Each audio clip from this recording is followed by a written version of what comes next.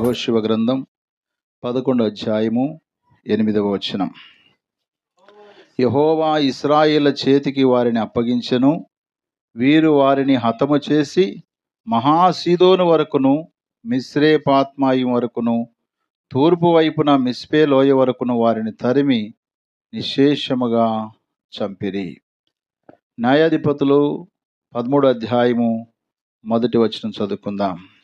ఇశ్రాయేలు మరలా యెహోవా దృష్టికి దోషులు కాగా యెహోవా 40 సంవత్సరముల వారిని ఫిలిష్తీయుల చేతికి అప్పగించెను. ఈ చదువుకున్నటువంటి వాక్య భాగాల్లో ఒక పదం కనపడుతుంది. ఏంటంటే అప్పగించెను అనే మాట చూస్తాం. అప్పగించెను. యెహోషువ గ్రంథము 11వ అధ్యాయములో శత్రువులైనటువంటి వారిని దేవుని ప్రజలైన ఇశ్రాయేలు చేతికి దేవుడు అప్పగించాడని మనం చూస్తాం. న్యాయాధిపతుల గ్రంథం 13వ అధ్యాయములో ఇశ్రాయేలు ప్రజల్ని శత్రువులైన ఫిలిష్తీయుల చేతికి దేవుడు 40 సంవత్సరాలు వారిని అప్పగించాడని చూస్తాం. ఇశ్రాయేలు వాస్తవంగా దేవుని ప్రజలు కదా. దేవుని ప్రజలైన ఇశ్రాయేలుని నిజంగా జయం ఇవ్వడానికి ఇశ్రాయేలుని ఏర్పాటు చేసుకున్న దేవుడు, వారికి జయం ఇవ్వడానికి ఎప్పుడు ముందున్నటువంటి దేవుడు యెహోషువ కాలంలో వారికి జయమిచ్చాడు. అయితే యెహోషువ మరణించిన తర్వాత న్యాయాధిపతుల కాలంలోకి వచ్చేసరికి ఇశ్రాయేలుని శత్రువులకు అప్పగించారు. కారణం ఏంటి? ఒకే ఒక దేవుడు ఒకే తన ప్రజలైనటువంటి వారిని ఒకసారి ఏమో వాళ్ళకి శత్రువులను అప్పగించాడు, మరొకసారి శత్రువుల చేతికి వీరిని అప్పగించాడు. ఇలా చేస్తాడా దేవుడు? ఖచ్చితంగా చేస్తాడు.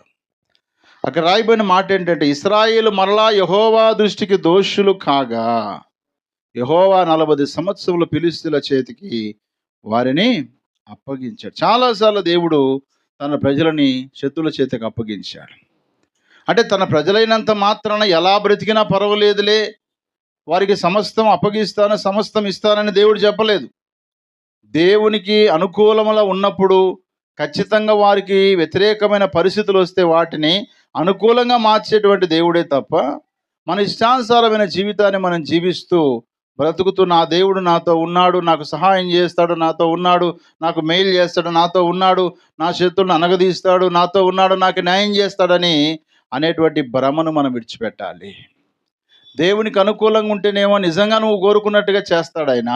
దేవునికి అనుకూలంగా నువ్వు లేనప్పుడు ఆటోమేటిక్గా నీ శత్రువులకి అప్పగిస్తాడనే విషయాన్ని ఇక్కడ మనము గమనించాలి. 78వ కీర్తన 61, 62 వచనాలు. ఆయన తన బలమును చెరకును తన భూషణమైన దానిని విరోధుల చేతికి అప్పగించెను, తన ప్రజలను ఖడ్గమునకు అప్పగించెను, ఆయన తన స్వాస్థ్యం మీద ఆగ్రహించెను. చూడు, ఇక్కడ కూడా మనం చూస్తాము తన బలము తన భూషణం ఎవరై అంటే ఇశ్రాయేలు అయినటువంటి వారే. ఇశ్రాయేలు జనాంగమే దేవుని యొక్క బలము. ఇశ్రాయేలుకు బలం ఎవరై అంటే యెహోవాయే వారికి బలము. యెహోవాకు బలం ఎవరైనా ఉన్నారంటే ఆయన జనమే. ఆయన జనమును చెరకును అనగా బానిసలుగా వెళ్ళడానికిని తనకు భూషణముగా చెప్పుకున్న వారిని విరోధుల చేతికి వారిని అప్పగించాడనే మాట చూస్తాం. 78వ కీర్తన 50 వచనంలో అంటాడు, తన కోపమునకు ఆయన త్రోవ చదును చేసెను, మరణం నుండి వారి ప్రాణమును తప్పింపక వారి జీవమును తెగులునకు అప్పగించెను. ఎవరిని అప్పగించాడట? తన స్వాస్థ్యము తన బలము అయినటువంటి తన ప్రజలైనటువంటి ఇశ్రాయేలుని శత్రువుల చేతికి అప్పగించాడు, ఖడ్గము చేతికి అప్పగించాడు, తెగులు చేతికి అప్పగించాడు, విరోధుల చేతికి అప్పగించాడు. మరొక మాట రాయబడింది 106వ కీర్తన 41. ఆయన వారిని అన్యజనుల చేతికి అప్పగించెను, వారి పగవారు వారిని ఏలుచుండిరి, వారి శత్రువులు వారిని బాధ పెట్టిరి, వారు శత్రువుల చేతి క్రింద అనపబడిరి.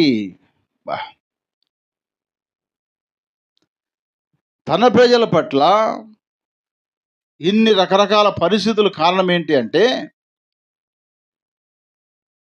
తన ప్రజల పట్ల శత్రువులైతేమి అన్యజనులైతేమి ఖడ్గమైతేమి, తెగులైతేమి, ఇవన్నీ కూడా దేవుడు అనుమతి ద్వారా అప్పగించబడ్డదే.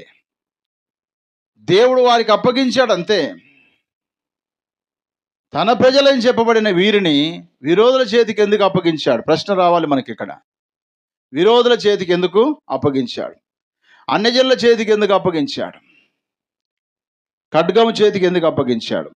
తెగులు చేతికి ఎందుకు అప్పగించాడు? మనం ఆలోచన చేయాలి.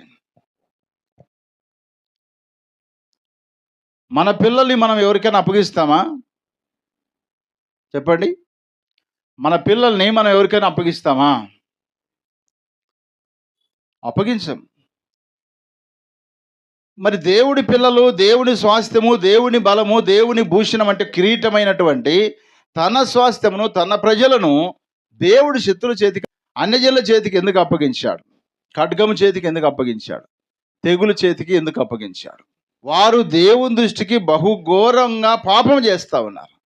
దేవుడు చెప్పింది ఒకటైతే వాళ్ళు చేసేది మరొకటి చేస్తూ ఉన్నారు. అందుకోసమే దేవుడు వారిని అప్పగించాడు. అప్పగించడానికి ముందుగా కూడా తన భక్తుల చేత హెచ్చరిక చేశాడు. ఎవరి చేత హెచ్చరిక చేశాడు? ఎవరి చేత చేశాడు హెచ్చరిక? మోషే చేత హెచ్చరిక చేశాడు, యెహోషువ చేత హెచ్చరిక చేశాడు, న్యాయాధిపతుల చేత హెచ్చరిక చేశాడు, సమూయేలు ద్వారా హెచ్చరిక చేశాడు. ముఖ్యంగా వారు అన్యజనుల చేతిలోకి వెళ్ళిపోవడానికి, లేదా వారు శత్రువుల చేతికి వెళ్ళిపోవడానికి దేవుడు ముఖ్యంగా ఇర్మియా అనేటువంటి ప్రవక్త ద్వారా బలమైన హెచ్చరికలు చేశారు. ఒక మాటలు చెప్పాలంటే, మనకు తుఫాను రాబోతుంది అనుకోండి, ఎన్ని హెచ్చరికలు ఉంటాయి? మొదటి హెచ్చరిక అంటారు, రెండవ హెచ్చరిక అంటాడు, మూడో హెచ్చరిక అంటారు. ఆ హెచ్చరిక చేసినప్పుడు సరిచేసబడ్డా, వాడు ఒకవేళ సామాను సర్దుకున్నాడా బతికి బట్టగట్టినట్టే. వీళ్ళు చెప్పేది అంతేలే, నాకు తెలియదా, నేను వలలు పట్టే, చేపలు పట్టేవాడిని, నాకు సముద్రం ఎంత తెలుసు, ఎట్నుంచి గాలి వస్తుందో తెలుసు, అన్నీ నాకు తెలుసు అని చెప్పేసి అనుకొని పోతే వాడి జీవితం అంతా నాశనమే. యేసు ప్రభువారు లేకుండా చేపలు పట్టాలనుకున్నాడు పేతురు. రాత్రంతా శ్రమ పడ్డారు శిష్యులంతా కలిసి. అంతా మాకు తెలుసు, సముద్రం తెలుసు, ఎక్కడ చేపలు ఉంటే మాకు తెలుసు అని వెళ్ళారు. కానీ పట్టారా? వారు పట్టలేదు. రాత్రంతా శ్రమ పడ్డారు, పట్టలేదు. కానీ యేసయ్య చెప్పాడు, కుడివైపున వేయండి అన్నాడు. సమృద్ధి అనే చేపలు వచ్చినాయి కదా. అంటే దేవుని అనుమతి లేకుండా ఏది కూడా మన జీవితాల్లోకి రాదు అనే సంగతి గుర్తించాలి. ఇక్కడ దేవుని ప్రజలైనటువంటి వారిని దేవుడు ఇర్మియా అనేటువంటి భక్తుని ద్వారా హెచ్చరిక చేశాడు. ఇర్మియా గ్రంథం 21:7 చదువుకుందాం. అటు తర్వాత నేను యూదా దేశపు రాజైన సిద్కియాను, అతని ఉద్యోగస్తులను, తెగులును, ఖడ్గమును, క్షామమును తప్పించుకొని శేషించిన ప్రజలను బబులోను రాజైన నెబుకద్నెజరు చేతికి, వారి ప్రాణములను తీజూచు వారి శత్రుల చేతికి అప్పగించెదను. అతడు వారి యందు అనుగ్రహం ఉంచకయు, వారిని కరుణింపకయు, వారి ఎడల జాలిపడకయు, వారిని కత్తివాత హతము చేయును అనే మాట మనం చూస్తున్నాం. ఎజ్రా గ్రంథము 5వ అధ్యాయం 12వ వచనం. మా పితరులు ఆకాశమందలి దేవునికి కోపం పుట్టించినందున ఆయన వారిని కల్దీయుడైన నెబుకద్నెజరు బబులోను రాజు చేతికి అప్పగించెను. అతడు ఈ మందిరమును నాశనం చేసి జనులను బబులోను దేశంలోనికి చెరపట్టుకొని పోయాను. తన ప్రజలను నాశనం చేస్తానని, తన ప్రజలను అప్పగిస్తానని దేవుడు అన్నమాట ఎప్పుడు తప్పేవాడు కానే కాదు. ఆయన మాట తప్పుటకు, అబద్ధం ఆటకు ఆయన నరమాతుడు కానే కాదు. తన ప్రజలైనా సరే, పక్కవారి ప్రజలైనా సరే, తన పిల్లలైనా సరే, పక్కన వారి పిల్లలైనా సరే గాక, ఎవరికైనా మాట అంటే మాట ఆయన చేసేది.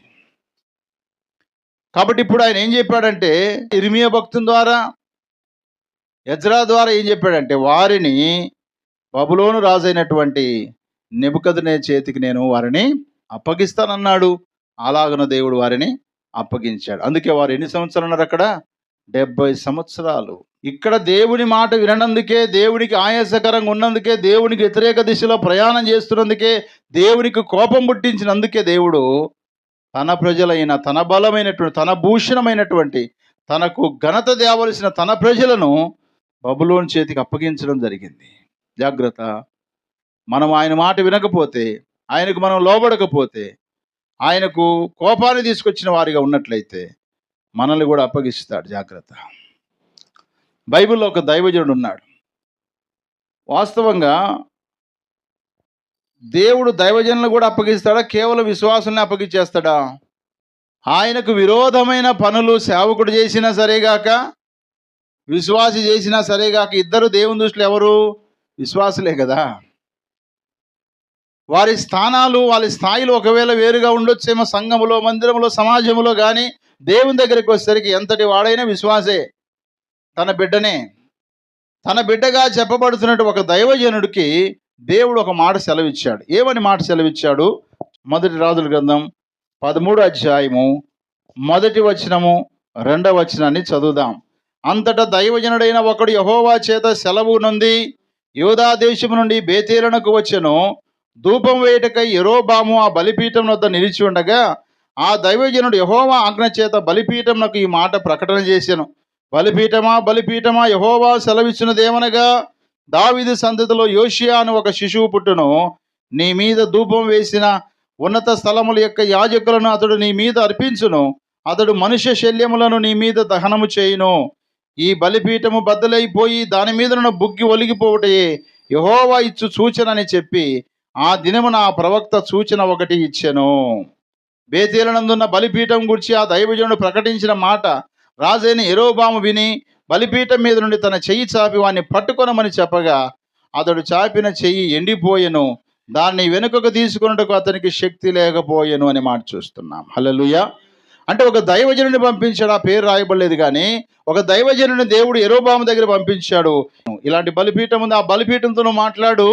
యెహోవా సెలవిచ్చినదేమనగా, బలిపీఠమా, బలిపీఠమా, యెహోవా సెలవిచ్చినదేమనగా అని చెప్పి దావీదు సంతానము గురించి మాట్లాడుతూ అక్కడ కొంతమంది యాజకులను చంపివేసి వారిని ఈ బలిపీఠం మీదన ఏం చేస్తారట? వారు శల్యములను దహనము చేస్తారు, అంటే కాల్చివేస్తారు. దహన బలిపీఠం మీద వాస్తవంగా దహనం చేయవలసింది ఏంటి? ఎద్దులను, గొర్రెల మాంసమును దహనం చేయాలి. కానీ ఈ రాజు అయితే ఏం చేస్తాడంట?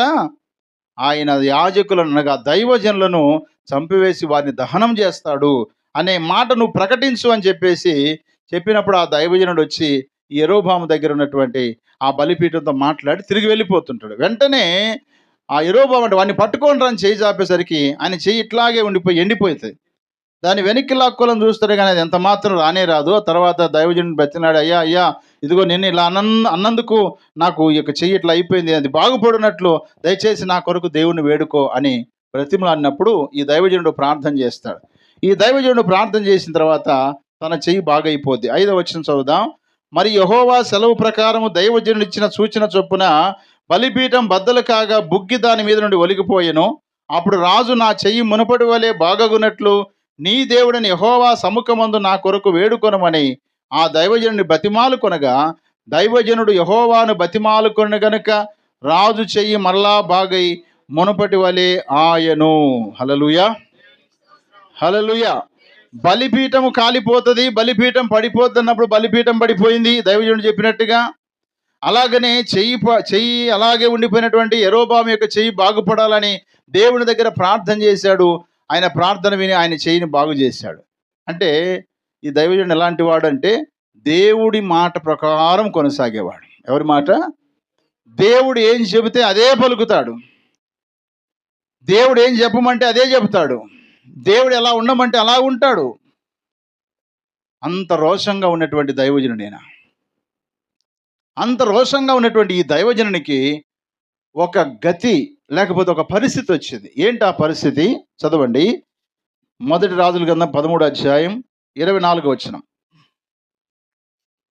అతడు బయలుదేరి మార్గమున పోచుండగా ఒక సింహము అతనికి ఎదురుపడి అతన్ని చంపెను. అతని కళేబరము మార్గమందు పడి ఉండగా గాడిద దాని దగ్గర నిలిచి ఉండెను. సింహమును శవము దగ్గర నిలిచి ఉండెను. 26వ వచనం. మార్గములో నుండి అతని తోడుకొని వచ్చిన ఆ ప్రవక్త వర్తమానం వినినప్పుడు యెహోవా మాటను ఆలకింపక తిరగబడిన దైవజనుడు ఇతడే. యెహోవా సింహమునకు అతన్ని అప్పగించి ఉన్నాడు. యెహోవా సెలవిచ్చిన ప్రకారము అది అతన్ని చీల్చి చంపెను అని పలికి. అర్థమవుతుంది అనుకుంటున్నా. దైవజనుడు ఎంతో రోషంగా దేవుని మాట ప్రకారం వచ్చి బలిపీఠానికి ఆజ్ఞాపించి వెళుతున్న సందర్భంలో యెరొబోము చేతి కొరకు కూడా ప్రార్థన చేసి బాగుపడినటువంటి, అలాంటి బాగు చేయడానికి దేవుని అధికారంతో ఉన్నటువంటి యొక్క దైవజనుడు ఇప్పుడు రోడ్డు మార్గంలో ఏమైపోయాడు తెలుసా? అతడు బయలుదేరి మార్గమున పోచుండగా ఒక సింహం అతనికి ఎదురుపడి అతన్ని చంపెను. అతడు కళేబరము మార్గము అందు ఉండగా గాడిద దాని దగ్గర నిలిచి ఉండెను, సింహము శవము దగ్గర నిలిచి ఉండెను. 26వ వచనం. మార్గములో నుండి అతని తోడుకొని వచ్చిన ఆ ప్రవక్త ఆ వర్తమానం వినినప్పుడు యెహోవా మాటను ఆలకింపక తిరగబడిన దైవజనుడు ఇతడే యెహోవా సింహమునకు అతన్ని అప్పగించి ఉన్నాడు, యెహోవా సెలవిచ్చిన ప్రకారము అది అతన్ని చీల్చి చంపినని పలికాడట. అర్థమైందమ్మా? ఎంతో రోషంగా దేవుని మాట ప్రకారం చెప్పినటువంటి దైవజనుడు ఇప్పుడు మార్గ మధ్యలో ఏమయ్యాడు? చనిపోయాడా? చంపబడ్డాడా? దేని చేత చంపబడ్డాడు? సింహం చేత చంపబడ్డాడు. వాస్తవంగా సింహము గాడిదని తినలేదా? గాడిదని తినొచ్చు కదా, కానీ గాడిద బ్రతికే ఉంది, మనిషి చచ్చిపోయినాడు. సింహం అతన్ని తినేసింది, లేదా అతని మీద పడి అతన్ని చంపేసింది. కారణం ఏంటి అని అంటే, మరొక దైవజనుడు వృద్ధుడైన వాడు, వయసులో ఎక్కువగా ఉన్నవాడు అంటున్నాడు, యెహోవా సింహమునకు అతన్ని అప్పగించి ఉన్నాడు, యెహోవా సెలవిచ్చిన ప్రకారము అతన్ని చీల్చి చంపెను. ఎందుకో తెలుసా? యెహోవా మాట ఆలకింపక తిరగబడిన దైవజనుడు ఇతడే. దైవజనుడు ఏం చేశాడంట? యెహోవా మాట వినక తిరగబడిన దైవజనుడు ఇతడు. ముందు దేవుని మాట విన్నటువంటి దైవజనుడు, ప్రకటించిన దైవజనుడు, మరి తిరుగు ప్రయాణములో యెహోవా మాటను ఆలకించలేదంటే ఏంటిది అని అంటే, ఆయన వెళ్తున్నప్పుడు ఈ వృద్ధాప్యములో ఉండి ఈ మాట చెప్తున్నాడు చూడండి. ఇతడు దేవుని మాట ఆలకించని దైవజనుడు అని చెప్తున్నాడు చూడండి. ఆ ముసలాయన మరలా పిలుస్తాడు ఇంటికి.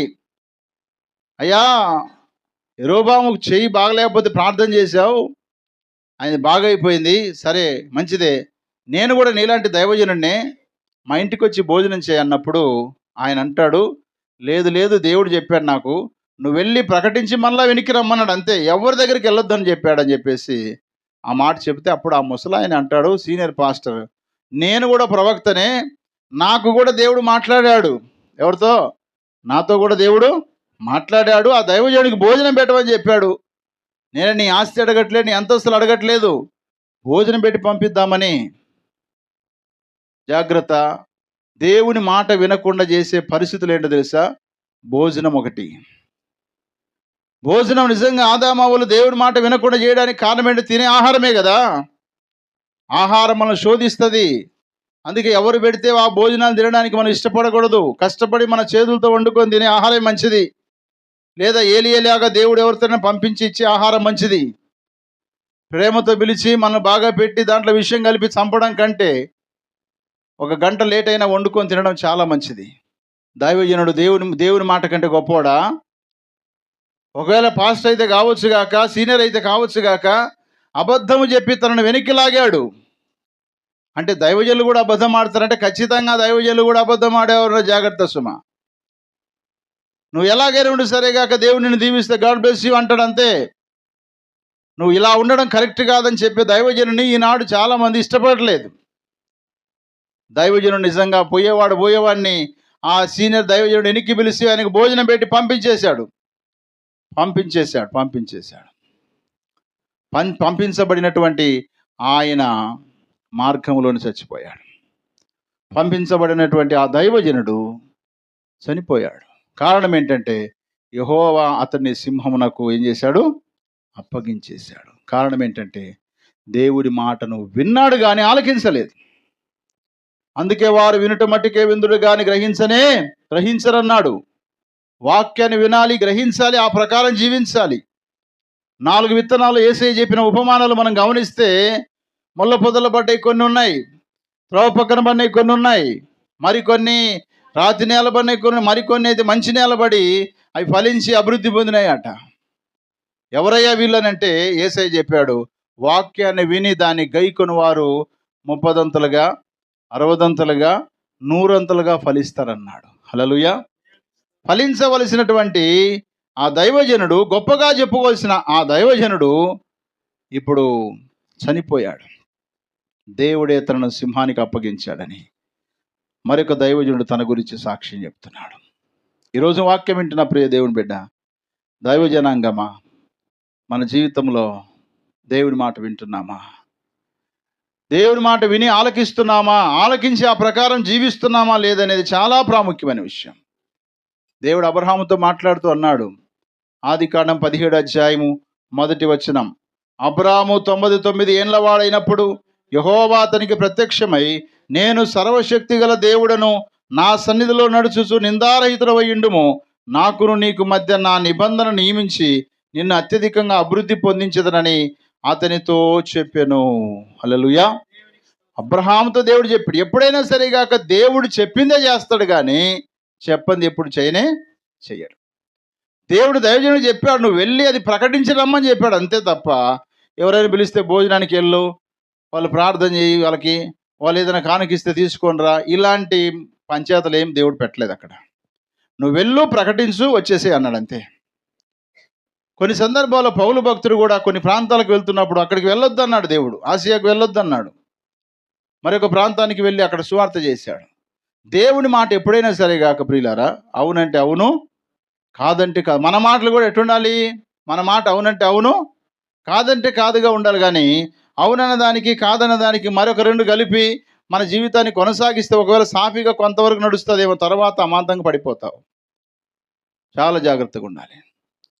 ఒక దైవజనుడు దేవుని మాట వినక సింహానికి అప్పగించబడ్డాడు. అదేవిధంగా మనం దానియేలు గ్రంథం 6వ అధ్యాయం 27వ వచనం చూస్తే, ఒక దైవజనుడు ఆయన పేరు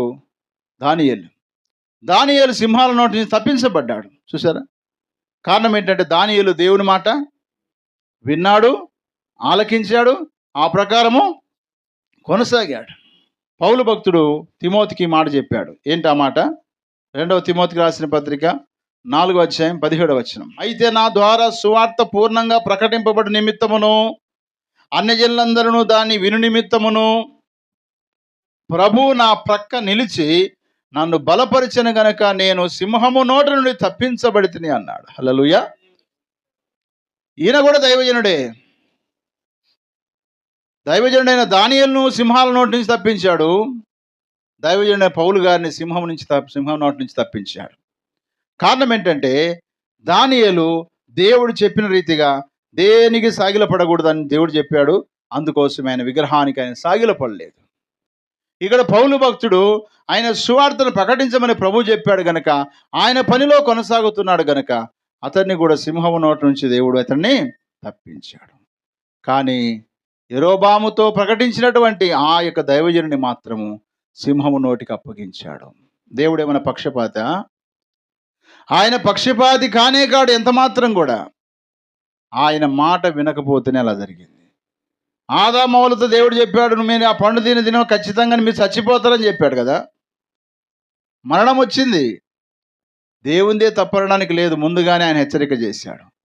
తన ప్రజలని ఇశ్రాయేలు ప్రజలను కూడా, మీరు దేవుని మాట వినకపోతున్నారు, దేవుని మార్గం తొలగిపోతా ఉన్నారు, దేవుని కోసం జీవించలేకపోతున్న, జాగ్రత్త, బి కేర్ఫుల్ అని దేవుడు హెచ్చరిక చేసిన వారు విననందుకే 70 సంవత్సరాల బానిసలుగా వారిని బబులోనుకు పంపించేశాడు.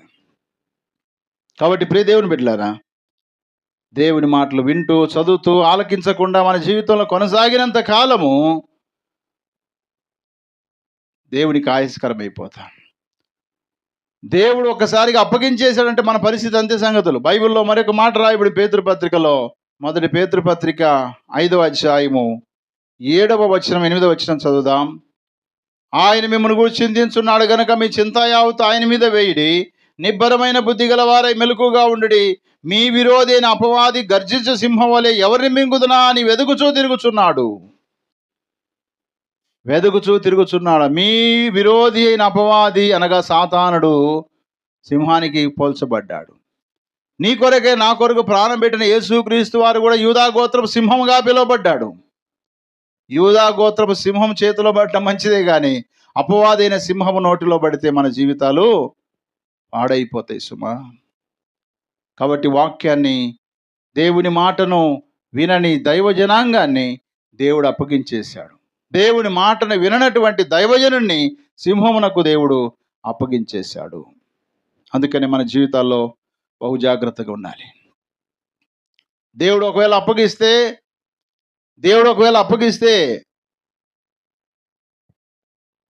మన పరిస్థితి ఏంటి?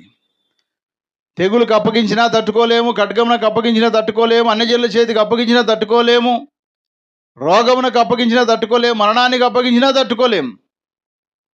దేవుడు మనల్ని అప్పగించకుండా ఉండాలి అంటే తప్పకుండా మనం ఆయన మాటను విని ఆలకించి ఆ మాట ప్రకారం మనం కొనసాగితే తప్పకుండా వాటిలో నుంచి ఆయన మనల్ని తప్పిస్తాడు.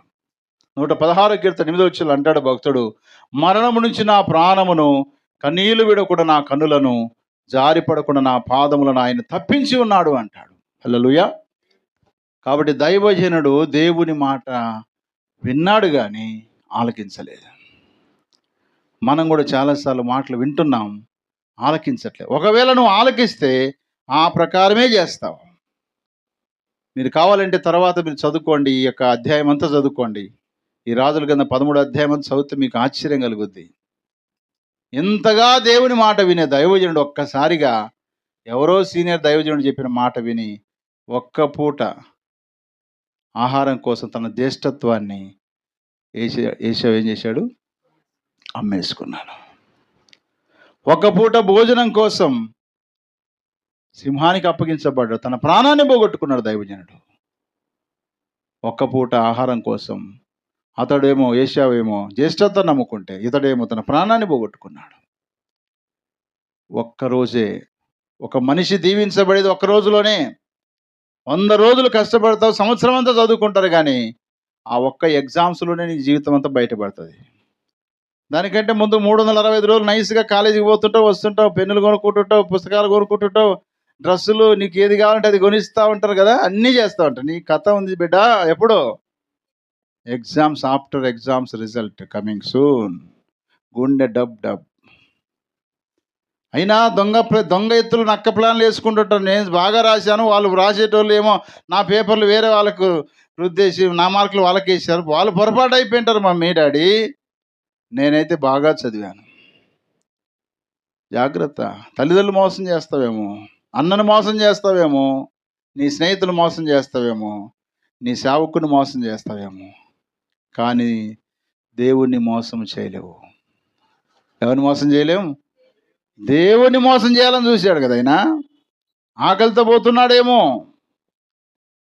ఇది ఈ యొక్క వృద్ధుడి యొక్క మాట విని భోజనం చేసి చివరికి చచ్చిపోయాడు. అందుకే ప్రియులారా, ఒక దైవజనుడే కాదు, బైబిల్లో ఇంకా కొన్ని సందర్భాలు మనం గమనిస్తే, రోమిలకు రాసిన పత్రిక 1వ అధ్యాయం 8వ వచనం చదువుదాం. రోమిలకు రాసిన పత్రిక, అపోస్తుడైన పౌలు రోమిలకు రాసిన పత్రిక 1వ అధ్యాయం 24వ వచనం. ఈ హేతువు చేత వారు తమ హృదయముల దురాశలను అనుసరించి తమ శరీరములను పరస్పరం అవమానపరుచుకున్నట్లు దేవుడు వారిని అపవిత్రతకు అప్పగించెను. దైవజనుడినేమో సింహమునకు అప్పగించాడు. ఇక్కడున్న ప్రజలను ఏమంటున్నాడంటే అపవిత్రతకు దేవుడు అప్పగించేశాడంట. అపవిత్రతకు దేవుడు అప్పగించేశాడు.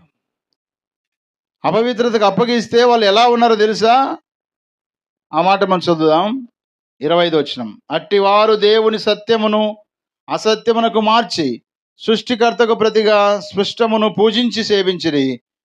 యుగముల వరకు ఆయన స్తోత్రార్హుడై ఉన్నాడు, ఆమెన్ అని రాయబడింది.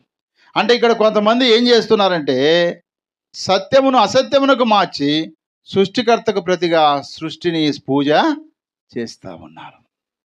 సృష్టికర్తను ఆరాధించవలసిన వారు సృష్టిని పూజిస్తుంటే వాళ్ళని అపవిత్రతకు అప్పగించేశాడంట. అందుకే ఇప్పుడు ఈనాడు అన్యజనులు ఇంకా ప్రభువుని నమ్ముకోలేకపోతున్నారు. ఈనాడు ఇంకా దేవుని ప్రజలమని చెప్పుకుంటూ ఇంకా గుళ్ళ దగ్గర పూజారిలో పనిచేస్తున్న క్రైస్తవులు కూడా ఉన్నారు. పేరుకు క్రైస్తవులే, కానీ వారు సృష్టికర్తను మర్చిపోయి సృష్టిని వారు పూజ చేస్తూ ఉన్నారు. అందుకనే ప్రియులారా, వారిని దేవుడు అపవిత్రతకు అప్పగించేశాడంట. ఇంకా మనం చదివితే రోమపత్రిక 1వ అధ్యాయము 26వ వచనం. అందువలన దేవుడు తన తుచ్చమైన అభిలాషలకు వారిని అప్పగించెను. తుచ్చమైన అభిలాషలంటే నీచమైన కార్యాలు చేయడానికి వారిని అప్పగించేశాడంట. వారి స్త్రీలు సైతం స్వాభావికమైన ధర్మాన్ని విడిచి స్వాభావిక విరుద్ధమైన ధర్మమును అనుసరించి, అటువలే పురుషులు కూడా స్త్రీ యొక్క స్వాభావికమైన ధర్మమును విడిచి పురుషులు అవాచ్యమైనది చేయుచు తమ తప్పిదమునకు తగిన ప్రతిఫలము పొందుచు ఒకరి ఎడల ఒకరు కామాప్తులైరట. కామంతో రగిలిపోతా ఉంది. నిజంగా ఈరోజు పేపర్లలో, టీవీల్లో మనం చూస్తే 3 ఏళ్ల పాపని అత్యాచారం చేశారు, 4 ఏళ్ల అమ్మాయిని అత్యాచారం చేశారు, 10 సంవత్సరాల అమ్మాయిని అత్యాచారం చేశారు. ఈ వార్తలు వినట్లేదా మనము? కారణం ఏంటో తెలుసా? వారు సృష్టిని పూజిస్తున్నారు కాబట్టి, సృష్టికర్తను మర్చిపోయారు కాబట్టి దేవుడు వారిని నీచమైన అభిలాషలకు దేవుడే వదిలిపెట్టేశాడు. అలాగని దేవుని తప్పేం కాదు సుమా. దేవునికి వారు చోటు ఇయ్యలేదు గనుకనే అక్కడ రాయబడిన మాట 28వ వచనంలో అంటాడు, వారు తమ మనసులో దేవునికి చోటు ఇయ్యనొల్లకపోయిరి గనుక చేయరాని కార్యములు చేయుటకు దేవుడు భ్రష్ట మనసుకు వారిని అప్పగించాడు. అపవిత్రతకు అప్పగించాడు, భ్రష్ట మనసుకు వారిని అప్పగించాడు, తుచ్చమైన అభిలాషలకు వారిని అప్పగించాడు. ఎందుకో తెలుసా? రోమపత్రిక 1:21 మరియు వారు దేవుని ఎరిగి ఆయన దేవునిగా మహిమపరచలేదు, కృతజ్ఞతాస్తులు చెల్లింపను లేదు గాని తమ వాదముల యందు వ్యర్థులైరి. వారి అవివేక హృదయం అంధకారమాయను, తాము జ్ఞానులమని చెప్పుకొనుచు బుద్ధిహీనులైరి. వారు అక్షయుడగు దేవుని మహిమను క్షయమగు మనుషుల యొక్కయు పక్షుల యొక్కయు చతుస్పాద జంతువుల యొక్కయు పురుగుల యొక్కయు ప్రతిమా స్వరూపమునకు మార్చిరి. దేవుడు వారిని భ్రష్ట మనసుకు, అపవిత్రతకు, తుచ్చమైన అభిలాషలకు ఎందుకు అప్పగించాడంటే, దేవునిగా ఆరాధించినందుకు, దేవునికి కృతజ్ఞతాస్తులు చెల్లించినందుకు, వారే జ్ఞానులని చెప్పుకుంటూ బుద్ధిహీనులైనందుకు దేవుని మహిమను మనుషులకు మార్చేశారు. అందుకోసమే ప్రియులారా, దేవుడు వారిని అలాంటి వాటికి అప్పగించేశాడు. చెడిపోయిన మనసు, భ్రష్ట మనసు అనగా అపవాదైన సాతానుడిదే. ఎందుకు అపవాదైన సాతానుడు అంటున్నానంటే, పరలోకములో దేవుణ్ణి ఆరాధన చేసేయడానికి ఒక టీం లీడర్ ఆయన. ఈనాడు అపవాది సాతానుడు అని చెప్పబడేటువంటి ఆయన ఒకప్పుడు ఎవరు? దేవదూత కదా. ఎవరు ఆయన పేరేంటి? లూసిఫరు దేవుణ్ణి ఆరాధన చేసేయడానికి ఆరాధన చేస్తున్న ఈ యొక్క దేవదూతలందరికీ ఒక లీడర్ ఆయన. ఒక లీడర్గా ఉన్నవాడు ఆయన చేసిన పని ఏంటి తెలుసా? తన మనసు చెడిపోయింది. నా పైన ఒక్కడే ఉన్నాడు, నా కింద చాలామంది ఉన్నారు, నేను చెప్పినట్టు వింటా ఉన్నారు, కాబట్టి నా పైన ఆయన ఒక్కడున్నాడు కదా, ఆయన కూడా ఏం చేయాలా? అధిగమించి ఆయనకు పైగా ఉండాలి అని అనుకున్నాడు. అందుకే అక్కడి నుంచి దేవుడు ఏం చేసి అతన్ని త్రోసివేశాడు. మాటలతో కాదు, బైబిల్లో ఉన్న వాక్యం చూడండి. ప్రకటన గ్రంథం 12:7 అంతటా పరలోకమందు యుద్ధము జరిగెను. ఎక్కడంట? వినండి. ఎక్కడ జరిగిందంట యుద్ధము? పరలోకమందు యుద్ధం జరిగింది. మికాయేలును అతని దూతలను ఆ ఘటసర్పముతో యుద్ధము చేయవలని ఉండగా, ఆ ఘటసర్పము దాని దూతలు యుద్ధం చేసిరి కానీ గెలవలేకపోయిరు గనక పరలోకమందు వారికి స్థలము లేకపోయెను. హల్లెలూయా. మికాయేలు దూతకి, లూసిఫర్ దూతకి, వాళ్ళ దూతలు ఉంటారు కదా కింద జూనియర్స్, వీళ్ళకి యుద్ధం పడింది. ఆ యుద్ధంలో లూసిఫర్ అనేవాడు, ఎందుకు లూసిఫర్ అంటున్నానంటే ఇక్కడ ఒక మాట ఉంది, ఘట సర్పం అని ఉంది. ఘట సర్పం అంటే ఎవరు? అపవాదైన సాతానుడు ఎవరు? లూసిఫర్ అనేటువంటి దేవదూత. కాబట్టి వారికి యుద్ధం జరిగినప్పుడు ఆ ఘట సర్పం ఏమైందట? యుద్ధంలో ఓడిపోయింది, గెలవలేక. అప్పుడు జరిగిన సంగతి చూద్దాం. 9వ వచనం ఏం జరిగింది? కాగా సర్వలోకమును మోసపుచ్చుచు అపవాది అనియు సాతాననియు పేరు గల ఆది సర్పమైన మహాఘట సర్పము పడద్రోయబడెను. అది భూమి మీద పడద్రోయబడెను, దాని దూతలు దానితో కూడా పడద్రోయబడిరి. హల్లెలూయా. వాస్తవంగా దేవుని దగ్గర ప్రధాన దూతలు ముగ్గురే: మికాయేలు, గాబ్రియేలు, లూసిఫర్. అందులో ఈ ముగ్గురు ప్రధాన దూతలు ఒకడు సాతానుడు అయిపోయాడు, వారి పేరే లూసిఫర్. ఈ లూసిఫర్కు ఈ భూమి మీదకి వచ్చి సాతానుగా పిలువబడక ముందు అక్కడ యుద్ధం జరిగింది. మొదట ఎవరెవరికి యుద్ధం జరిగిందట? మికాయేలుకును, లూసిఫర్కును, మికాయేలు దగ్గర ఉన్న దూతలకు అక్కడ లూసిఫర్ కింద ఉన్న దూతలకు యుద్ధం జరిగితే ఆ యుద్ధంలో ఓడిపోయి అక్కడ స్థలం లేదు వాళ్ళకి. ఎక్కడ? పరలోకంలో స్థలం లేదు కాబట్టి కిందికి త్రోయబడితే వాడు ఈ భూమి మీద సాతాననియు అపవాదనియు ఘటసర్పం అని పేరు పెట్టబడి పిలువబడుతూ ప్రజలను ఏం చేస్తున్నాడట? వాడు సర్వలోకమును మోసపుచ్చుచున్నాడట. అందుకే మీరు మోసం చేయొద్దండి ఎవరు కూడా. ఒక వ్యక్తిని నువ్వు మోసం చేస్తున్నావంటే నీ లోపల అపవాదిన సాతాను పనిచేస్తున్న అర్థము. నీ భార్యను మోసం చేసినా, నీ భర్తను మోసం చేసినా, నీ పిల్లలు మోసం చేసినా, నీ సేవకుడిని మోసం చేసినా, లేక పక్కవాడిని మోసం చేసినా, ఆ మోసానికి కారకుడు ఎవడు? అపవాదైన సాతానుడే. వాడు భూమి మీద త్రోసివేయబడ్డాడు. వాని దూతలు కూడా వానితో పాటు పడ్డారు. అందుకోసం ఇప్పుడు ఎక్కడ చూసినా దేవుళ్ళు దేవతలు, దేవుళ్ళు దేవతలు, ఎక్కడ చూసినా వాళ్ళే కనపడుతున్నారు. అందుకనే ఎవరికైనా దయ్యం పడితే వాళ్ళని చూసి మనం భయపడకూడదు. మనలో దేవుడు ఉన్నాడు కనుక దయ్యం పట్టిన వారిని చూసి మనం భయపడకూడదు. దయ్యం పట్టిన అయ్యే ఏం చేయాలి? మనం చూసి సర్వోన్నతులైన దేవుని కుమారులు వీళ్ళు, సర్వోన్నతులైన దేవుని గురించి సువార్త ప్రకటించడానికి వచ్చాడని పూతోను దయ్యం పట్టిన చిన్నది పౌలు గారిని చూసినప్పుడు కేకలు వేయలేదా? నిజంగా మనం ఆయన మాట విని ఆయన మాట ప్రకారం బ్రతుకుతే అపవాదైన సాతాను దూతలు కానీ సాతాను ఖచ్చితంగా భయపడతారు. వాడు పడద్రోయబడిన తర్వాత ఏం జరిగింది? 12వ వచనం, అందుచేత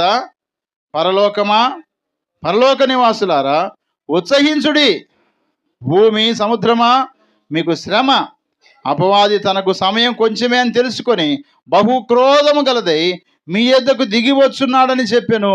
సముద్రానికి, ఈ యొక్క భూమికి దేవుడు చెప్తున్నాడు, మీకు శ్రమ. అపవాదైన సాతాడు పడద్రోయబడ్డాడు, వాడికి సమయం కొంచెమే ఉందని వాడు క్రోధముతో ఉన్నాడంట, క్రోధముతో కోపముతో ఉన్నాడంట. ఎందుకోసం తెలుసా? తన ప్రజలైన బిడ్డలను పాడు చేయడానికి. అలా పడద్రోయబడిన వాడే ఆనాడు ఇశ్రాయేలుని దేవునికి వ్యతిరేకం చేసి 70 సంవత్సరాలు బానిసలు వెళ్ళడానికి కారకుడయ్యాడు.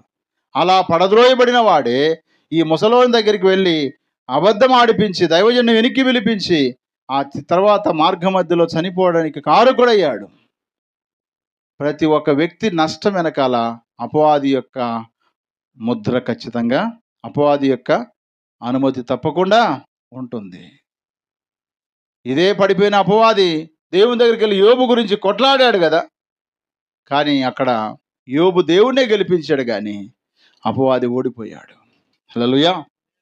కాబట్టి ప్రియమైన దేవుని బిడ్డలారా, మన జీవితాల్లో మనల్ని దేవుడు తన దూతలకు అప్పగిస్తే మంచిది, తన సేవకులకు మనల్ని అప్పగిస్తే మంచిది, తన ప్రజలకు మనల్ని అప్పగిస్తే మంచిది, కానీ అపవాదైన సాతానుడికి అప్పగిస్తే మంచిది కాదు, సింహానికి అప్పగిస్తే మంచిది కాదు, భ్రష్ట మనసుకు అప్పగిస్తే మంచిది కాదు, అపవిత్రతకు అప్పగిస్తే మంచిది కాదు, తుచ్చమైన అభిలాషలకు అప్పగిస్తే మంచిది కాదు. గనుక మనమేం చేయాలంటే, అపోస్తలుడైన పౌలు రోమీయులకు రాసిన పత్రిక 6వ అధ్యాయము 13వ వచనం 19వ వచనం చదువుకుందాం.